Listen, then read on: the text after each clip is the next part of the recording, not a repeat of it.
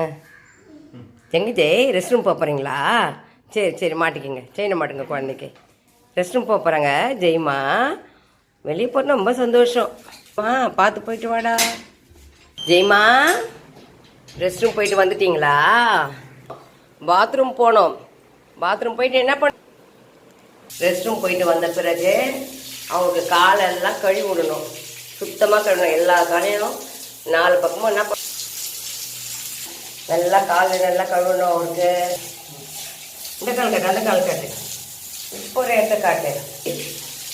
சூப்பராக கழுவிக்கிறியா? எல்லா இடத்துலையும் நல்லா கழுவும். ஊசி போன இடத்துல நல்லா கழுவணும். மோஷன் போகிற இடத்துல நல்லா கழுவணும். ஜெய்க்கு